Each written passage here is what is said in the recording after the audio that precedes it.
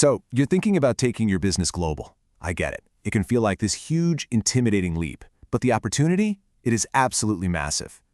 Today, we're going to break down a super clear 12-step blueprint that can turn that big global ambition into a real, actionable plan.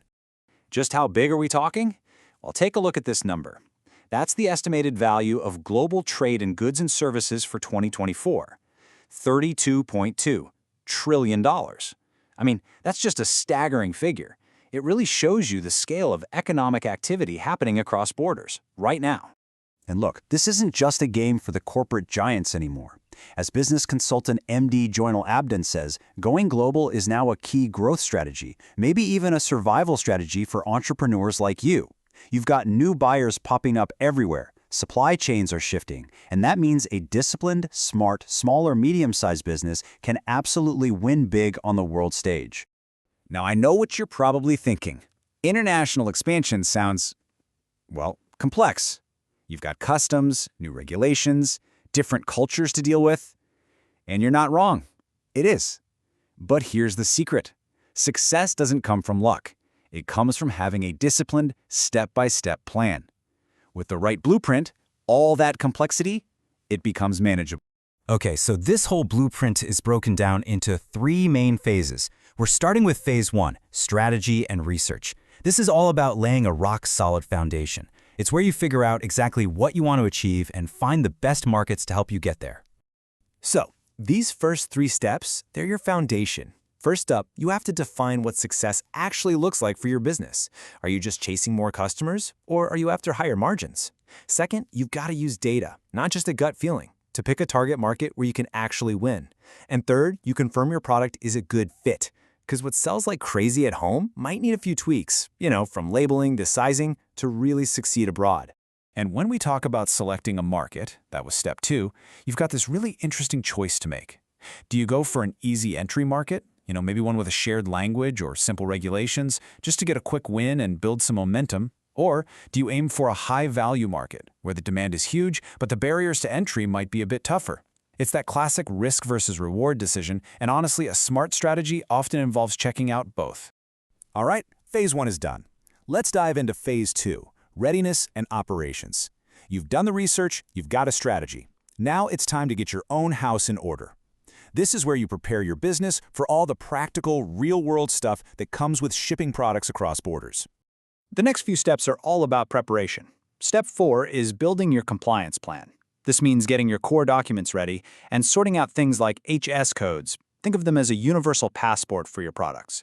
Step 5 is so crucial. You have to price your product scientifically for export. We'll dig into that in a second.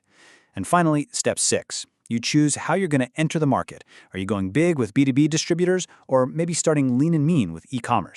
And while we're talking about pricing, let's just quickly demystify a piece of jargon you're definitely going to see: Incoterms. You'll see these 3-letter codes like FOB or CIF. Don't let them scare you. Put simply, they are universal rules that spell out exactly who is responsible for the goods and the costs and the risks at every single step of the shipping journey. Understanding them is absolutely key to pricing right and protecting yourself. And here's exactly what we mean by scientific pricing. You build it up layer by layer. See, it's not just your production cost plus a little extra. No way. You have to factor in your logistics, potential duties and taxes in the other country, and add an overhead buffer for things like insurance. This is called the landed cost model, and it's what makes sure you're actually profitable, not just busy. And that brings us to the final, and maybe the most exciting, phase: execution and growth. You've done the research, you've done the prep work, now it's time to actually engage with buyers, make that first sale, and build a system for real, long-term, sustainable success.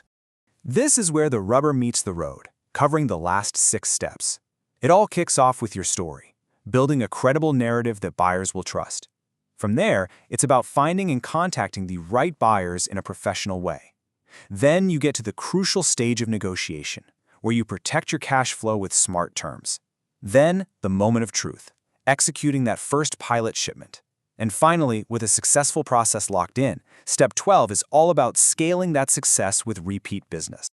I really want to pause on step 11 because it might be the most important one of all. Your first shipment?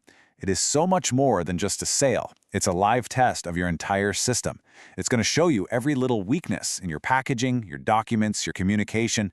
The entrepreneurs who really make it are the ones who treat this first shipment like a learning project, using it to perfect their process for all the shipments to come.